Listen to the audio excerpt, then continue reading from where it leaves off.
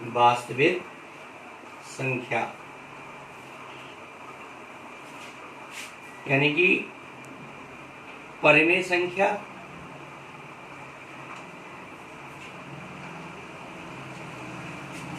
Plus अपरिमेय संख्या।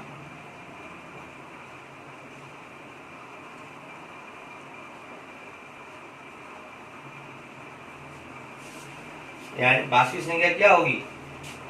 परिमेय संख्या, और अपरिमेय संख्या के समूह को हम वास्तविक संख्या कहते हैं। यानी कि जो इन दोनों का जो समूह होगा उसे मिलाकर जब हमारी क्या बनेगी? एक वास्तविक संख्या।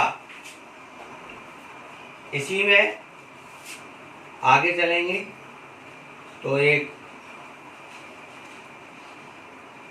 यूक्लिड विभाजन एल्गोरिथम।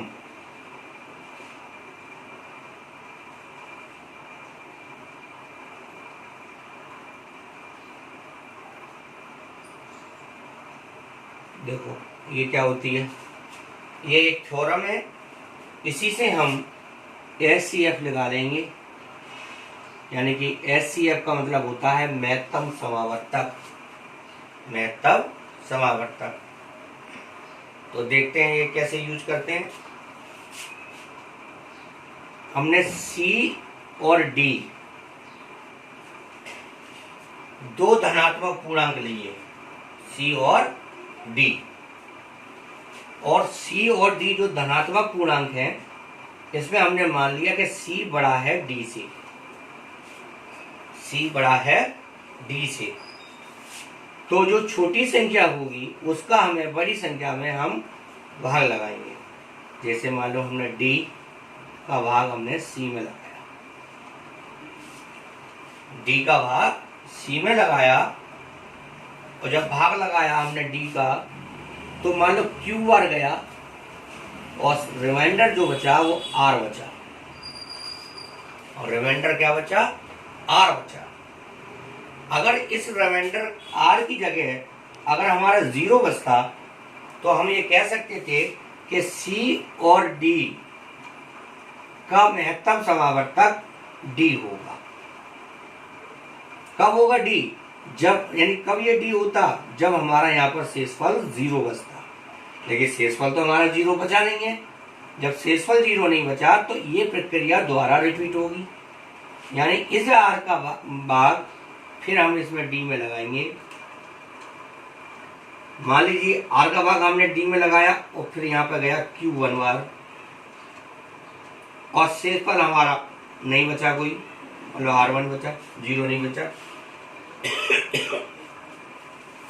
तो ये प्रक्रिया बार बार रिपीट होती रहेगी, जब तक रिपीट होगी जब तक हमारा शेषफल 0 नहीं बचता। फिर इस तरह से ये चलती रहेगी प्रोसेस।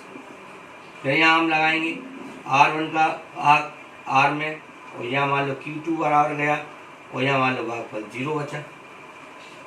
तो ऐसी प्रोसेस चलते चलते तो ये रुकेगी। तो यहाँ पर हमें ये लिखना पड़ता है, तो वो ये लिखना पड़ेगा C बराबर DQ प्लस R। इस तरह से हम ये करेंगे। अब हम एक एग्जाम्पल लेते हैं, एग्जाम्पल से आपको ज़्यादा समझ में आएगा। देखिए,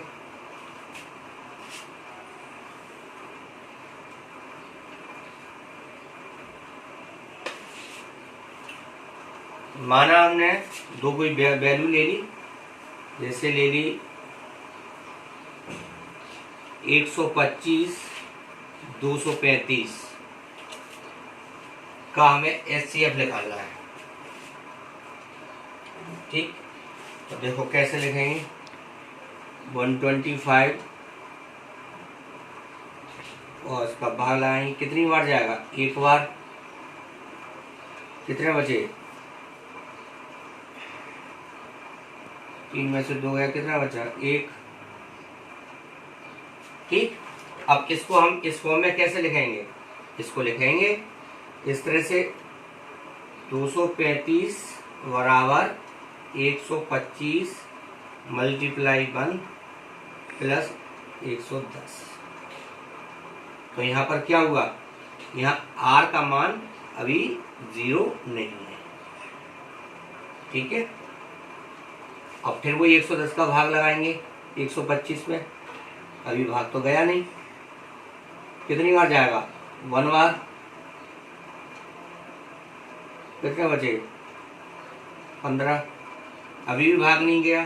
तो फिर ये जो ये वैल्यू होगी इसको यहाँ हम लिखेंगे 125 बराबर 110 गुणा 1 प्लस r का मान है कितना बचा था 15, यानी कि r इज नॉट इक्वल 0। अभी भी r का मान हमारा 0 नहीं आया है। ये प्रक्रिया कब तक चलेगी, जब तक r का मान 0 नहीं आता। अब फिर 15 का भाग 110 में लगाओ,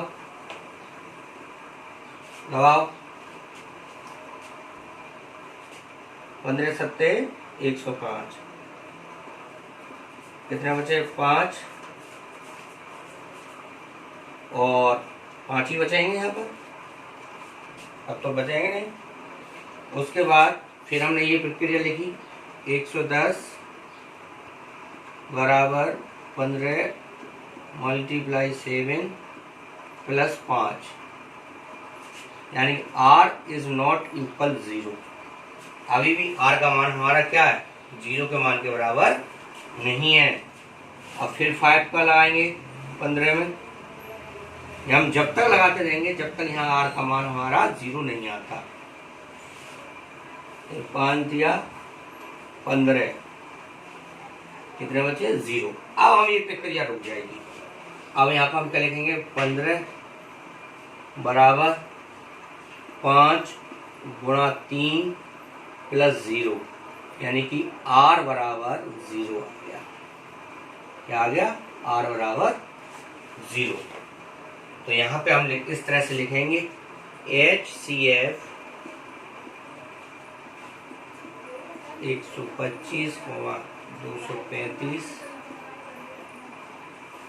बराबर कितना आया 5। ये हमारा आंसर।